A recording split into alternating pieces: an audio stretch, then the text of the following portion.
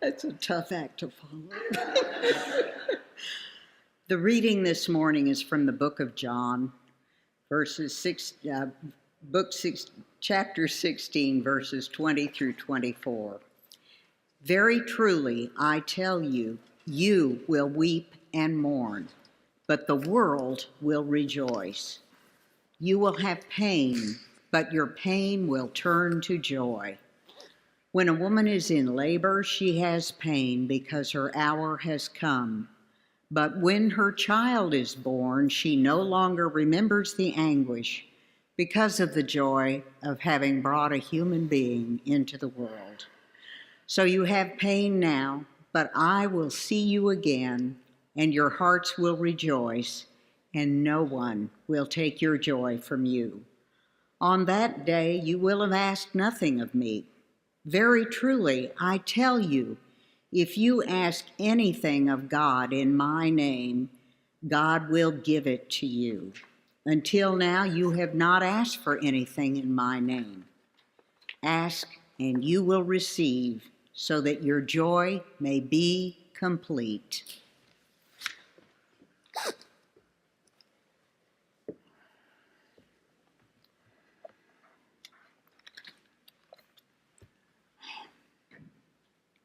Let's just take a moment to kind of breathe. I think we need time to just be still and breathe. And perhaps you breathe out all the anxiety of the world. And when you breathe in God's grace. Maybe when you inhale, think about the word peace. And when you exhale, think of the word gratitude. Inhale peace and exhale gratitude. Let's just take a moment to be together and breathe.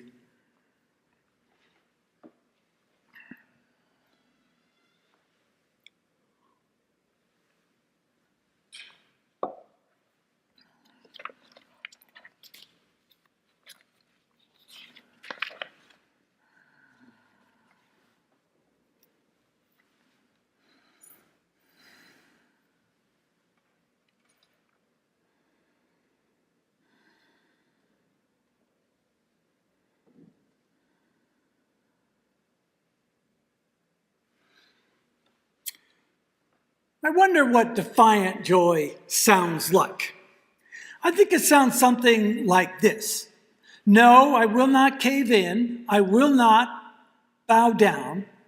I will not run and hide. I will not put my head in the sand. I will be defiant, but I'll be defiant with joy. Why joy? Because joy comes from love, and love is the power to banish fear, as Scripture tells us in 1 John 4. And fear is what they want us to feel, to be afraid, to be so afraid, because when we're afraid, then they amass more power. So no, I will not give them what they want. I will be defiant. I'll be joyfully defiant. I was thinking about what are other times in history when people discovered joyful defiance, even in hard, gloomy times. And I was thinking about the period of the 30s in Germany, when dark clouds were gathering, when day by day life was getting grimmer, and Hitler and his minions in their red and black armbands with the swastika were roaming and patrolling the streets, when there was an air of menace in the atmosphere. And during that time, when certain people were labeled as disposable, people that were rounded up, people that were called deplorable and therefore deportable. How did the people cope in that time? How did they deal with that situation? And it seemed like to me that they dealt in three ways. The first way is that they were some people that were actually collaborators. They helped and assisted the Nazi regime. There was another group of people, and they were bystanders. They chose not to be involved. They drew the blinds so that they didn't look out the window. They didn't see what was going on, pretended that they didn't see. They were bystanders. And then there was a third group of people, and they were the resistors. They defied what was happening around them. And some of those resistors and some of those people that defied what was going on around them did it with joy. And some of them turned to music and art and drama and theater and improv to resist what was happening around them. How many of you have seen the musical Cabaret? Somebody familiar with some folks? Perhaps you've seen the movie that the musical turned into in 1972. It tells the story of a place called the Kit Kat Club, which was a little island of raudy, raunchy, vaudevillian, burlesque humor in the midst of this dark sea. And people would gather at the Kit Kat Club for laughter. And they could laugh at the unlaughable. Perhaps some of you remember the movie and the MC, who was played by Joel Grey. Remember how he would open up the evening at the Kit Kat Club? And he would say, "Mesdames and messieurs, ladies and gentlemen, leave your troubles outside. So life is disappointing, forget it. We have no troubles here. Here life is beautiful. The girls are beautiful. Even the orchestra is beautiful." And so there'd be this little island of laughter, raunchy humor in the midst of this dark, dark time. And in a way, what the musical was doing was snubbing their nose at the authorities through their laughter and through their joy. But there's something else that musical teaches us. And that something else is that we as human beings are made for joy. We are created in the image of God. We are created and placed in the Garden of Eden, called to delight in one another, to delight in all of God's creation. We are made for joy. And you know this, my friends. You know when you take in a Kansas sunset and the beautiful crimsons and blues and incandescent light, that there's just a joy that bubbles up inside of you. Or maybe at night, on a clear night, not like it's been lately, but you look up and you see the stars, and you think of the James Webb telescope that's able to pull light from stars that have died billions and billions of years ago, and the light is still reaching us. And you realize that that light coming to us goes back to the very beginning of the origin of the universe, which is 13.8 billion years ago. Wow. And it just gives you such a sense of wonder and joy to be alive. And some of us spending time with our grandchildren, or a new grandchild or a baby born, and that feeling of the baby's forehead under your fingertips, it's so fresh and so new, it just fills you with joy. Or I think of being in a community like Colonial, where we greet each other and give and receive hugs, and just that sense of human connection fills us with joy. We are made for joy, my friends. We are made for joy. Now, here's the thing. We are made for joy, but it is not easy to feel joyful when despair is knocking on the door of our heart. And we are living in a time right now, my friends, when not only is despair knocking on the door of our heart, but it's blowing off the hinges. It's not easy to feel joyful in these times. You know, you can pick anything that's happening, and we could be here all day talking about the things that are happening in our country and say that there is a sign that this country that we love, this place that has been a land of freedom, this place that's been a beacon of light to people all over the world of every background and color of their skin, this place, this freedom land is going away. It's disappearing. And I think especially about what's happening to our immigrants among us. And in some deeper sense, it's happening to all of us. That what's happening to the immigrants, my friends, is a sign and indication that we are losing the core story of who we are. that we are losing our sense of human dignity that we have for each other in our country. And it's not just about immigrants, it's about everybody. I mean, just imagine if you had somebody that you loved, or somebody in your family was on their way to school to pick up the kids after school, and on the way they got abducted and kidnapped by somebody with a mask on, and you didn't know who they were. Imagine somebody that you loved was diabetic and counted on an insulin injection every day, or somebody had a heart condition and needed their heart medication. Imagine if that's somebody you loved and they were kidnapped and taken and you didn't know where they were and you had no way to reach them, and how powerless you would feel. And that we've come to that place is why I say that the country that we have loved it's going away. Since January, ICE has conducted more than 100,000 raids, and between October 24 and now, more than 158,000 immigrants have been deported.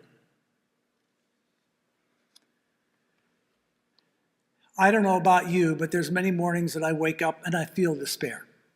I feel despair. It's the most natural feeling in the world to feel overcome with grief, a grief that pushes us into despair, and you feel like you cannot help this. But I'm here to say this to you, my friends, and I say it from the bottom of my heart. We at times are pushed into despair, but we cannot stay there. We cannot stay there, because if we do, if we get pushed into despair, if we cave in, if we throw in the towel, if we give up, if we hide our head in the sand, then they win. They win. Because like it or not, we are in a fight. We are in a fight right now. And it's a fight between all that is good and decent in the world, between our common humanity and caring for each other. That on one side, and on the other side, a quest for power for the sake of power alone. That's the battle that we are in. And we are given each a moment to choose how we will respond in this moment. We can surrender to our despair, or we can choose to be joyful. And that's the important thing, is that verb choose. It's a choice. That's why Robin Wall Kimmerer said, I choose joy over despair, not because I have my head in the sand, but because joy is what the earth gives me daily, and I must return the gift. Think of that sunset. So what does it mean to choose defiant joy in this day and age?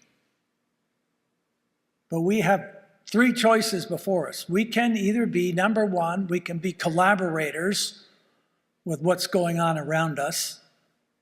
We can be, number two, we can be bystanders. We can close the blinds and just not see and pretend it's not really happening. Or we can be resistors. We can defy what's happening around us and recognize that we are playing the long game here. This is not a short-term overnight fix. That what it may mean for us is becoming joyful activists. Yes, my friends here at Colonial, UCC, and Prairie Village, it may mean becoming joyful activists. Brian McLaren, an evangelical progressive, invites us to think about our churches becoming schools of revolutionary love. How does that sound? A school of revolutionary love. Brian McLaren says, when the president incites racial fear, we build relationships with congregations of different races. And when the administration incites Islamophobia and anti-Semitism, we form circles of protection around mosques and synagogues. And when Trump supporters scapegoat and dehumanize immigrants, we find ways to protect, humanize, and serve them in love. That's the school of revolutionary love. And for some, it may mean acts of civil disobedience. For some of us, it may be marching, it may be protesting, for standing up and being in solidarity with our trans friends and the immigrants among us. But everybody has a different way of responding with defiance. Some of us are more high profile than others, but all are needed. Maybe your way is a quieter way. Maybe your way is showing up with a casserole at somebody's door that just needs to have their spirits boosted. Because I believe that every bit of human connection strengthens our spirit and pulls us, has a promise of pulling us out of the dumps.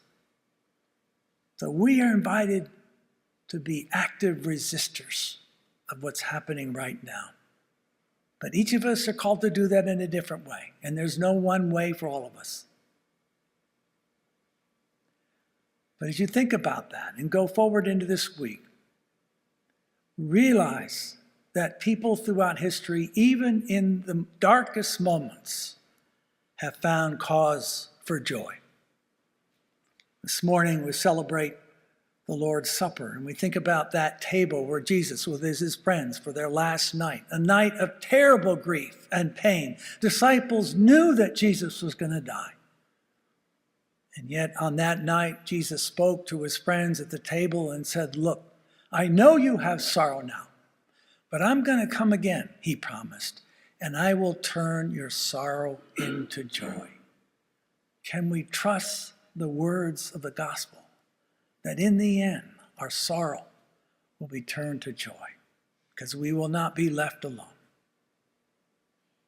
And for me,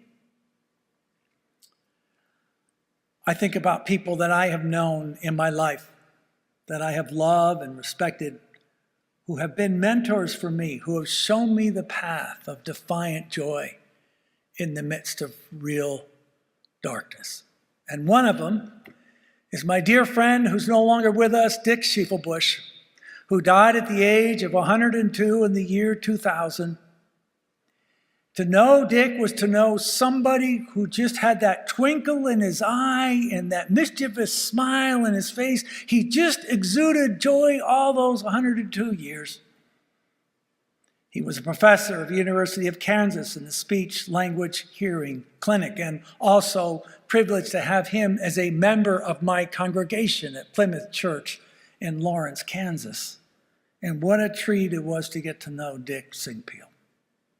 But here's the thing about Dick. How did he get this spirit of joy inside of him? How did that happen? Well, the truth about Dick is he was a POW in World War II in a German prison camp. How many people were still alive that had survived the German prison camp in World War II? And I was privileged to know Dick and know his story. But there's something about Dick that I didn't know, and I just learned a couple of months ago, and I'll never forget this. I didn't realize that when Dick was in the prisoner of war camp during World War II, incarcerated, he and the other prisoners would get together every night, and they would put on plays. They'd do improv. They would dance. They'd tell stories. They would create their own little cabaret experience. Just like cabaret. It was their way of expressing their defiant joy.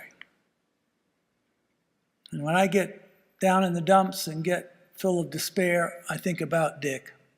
And I think about here he is in a prison camp in World War II, in the bleakest of situations. And yet he and his fellow prisoners were able to find that spark of defiant joy. Friends, I invite us. 3 things I'm leaving with you. It's a 3-point sermon. 3 things. Number 1, joy is a choice. We choose whether or not we're going to feel joy in our lives. We choose it. Number 2, we are made for joy. God created us to live in a Garden of Eden and to delight in one another and care for this earth. And number 3, joy comes out of love.